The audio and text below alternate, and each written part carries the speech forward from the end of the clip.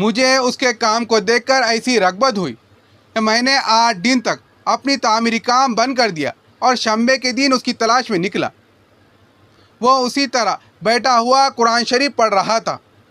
میں نے سلام کیا اور مزدوری کرنے کا اس کو پوچھا۔ اس نے وہی پہلی 2 شرطیں بیان کی، میں نے منظور کر لی۔ وہ میرے ساتھ آ کر کام میں لگ گیا۔ مجھے اس پر حیرت ہو رہی تھی کہ پچھلے شنبہ کو اس اکیلے نے 10 آدمیوں کا کام کس طرح کر لیا۔ اس لیے اس مرتبہ میں نے چھپ کر کہ وہ مجھے نہ دیکھے اس کے کام کرنے کا طریقہ دیکھا کہ یہ منظر دیکھ کر کہ وہ ہاتھ میں گارے لے کر دیوار پر ڈالتا ہے اور پتھر اپنے آپ ہی ایک دوسرے کے ساتھ جڑتے چلے جاتے ہیں، مجھے یقین ہو گیا کہ یہ کوئی اللہ کا ولی ہے اور اللہ کے اولیاء کے ساتھ اللہ کی مدد ہوتی ہے۔ اللہ ان کی غیب سے مدد کرتا ہے۔ جب شام ہوئی تو میں نے اسے 3 درہم دینا چاہا، لیکن اس نے لینے سے انکار کر دیا کہ میں اتنے درہم کیا کروں گا، اور 1 درہم اور 1 دینار لے کر چلا گیا۔ میں نے پھر 1 ہفتہ انتظار کیا، پھر تیسرے شنبے کو اس کی تلاش میں نکلا تو وہ مجھے نہ ملا۔ میں نے لوگوں سے تحقیق کیا کہ ایک شخص نے بتایا کہ وہ 3 دن سے بیمار ہے، فلانا ویرانہ جنگل میں وہ پڑا ہوا ہے۔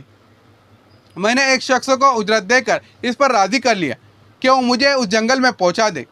وہ مجھے ساتھ لے کر اس جنگل ویران میں پہنچ گیا تو میں نے دیکھا کہ وہ بے ہوش پڑا ہے، آدھی اینٹ کا ٹکڑا سر کے نیچے رکھا ہے۔ میں نے اسے سلام کیا، اس نے جواب نہیں دیا۔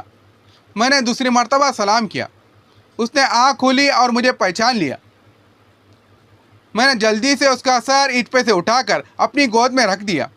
اس نے سر ہٹا دیا اور چند شعر پڑھے، جن میں سے 2 یہ ہے: میرے دوست، دنیا کی نعمتوں سے دھوکے میں مت پڑ، عمر ختم ہوتی جا رہی ہے اور یہ نعمتیں سب ختم ہو جائیں گی۔ جب تو کوئی جنازہ لے کر قبرستان میں جائے تو یہ سوچتا رہا کر کہ تیرا بھی ایک دن اسی طرح جنازہ اٹھایا جائے گا۔ اس کے بعد اس نے مجھ سے کہا، ابو عامر، جب میری روح نکل جائے تو مجھے نہلا کر یہی کپڑے مجھے کفن دے دینا۔ میں نے کہا کہ اس میں کیا حرج ہے، میں تیرے کفن کے لیے نئے کپڑے لے آؤں۔ اس نے جواب دیا، نئے کپڑوں کے لیے زندہ لوگ زیادہ مستحق ہیں۔ جواب حضرت ابوبکر صدیق رضی اللہ تعالیٰ عنہ کا جواب ہے۔ انہوں نے بھی اپنے وصال کے وقت یہی فرمائش کی تھی، میری انہی چادروں میں مجھے کفن دے دینا، اور جب ان سے نیک کپڑوں کی اجازت چاہی تو انہوں نے یہی جواب دیا۔ لڑکے نے کہا کہ کفن تو پرانا ہو یا نیا، ہر حال بوسیدہ ہو جائے گا، آدمی کے ساتھ صرف اس کا عمل جائے گا۔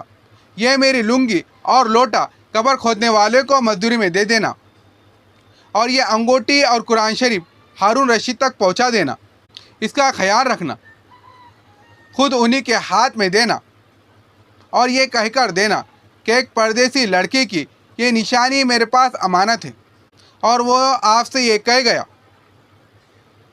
کہ ایسا نہ ہو کہ اسی غفلت اور دھوکے کی حالت میں آپ کی موت آ جائے۔ یہ کہہ کر اس کی روح نکل گئی۔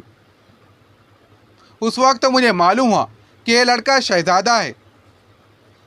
اس کے انتقال کے بعد اس کی وصیت کے موافق اس کو دفن کر دیا اور دونوں چیزیں قبر کھودنے والے کو دے دیے، اور قرآن پاک اور انگوٹھی لے کر بغداد پہنچ گیا، اور کسرے شاہی کے قریب پہنچا تو بادشاہ کی سواری نکل رہی تھی۔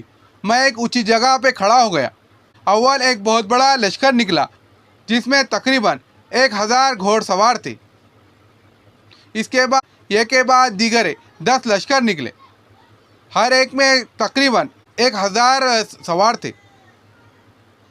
میں نے زور سے آواز دے کر کہا، کیا ہے امیر المومنین، آپ کو حضور اقدس صلی اللہ علیہ وسلم کی رشتہ داری کا واسطہ، توقف کر لیجئے۔ میری آواز پر انہوں نے مجھے دیکھا۔ میں جلدی سے آگے بڑھ کر کہا، میرے پاس ایک پردیسی لڑکی کی یہ امانت ہے جس نے مجھے وصیت کی تھی کہ یہ دونوں چیزیں آپ تک پہنچا دوں۔ بادشاہ نے ان کو دیکھ کر پہچان لیا، تھوڑی دیر سر جھکایا، ان کے آنکھ سے آنسو جاری ہو گئے، اور یہ دربان سے کہا کہ اس آدمی کو اپنے ساتھ رکھو، جب میں واپسی پر بلاؤں تو میرے پاس پہنچا دینا۔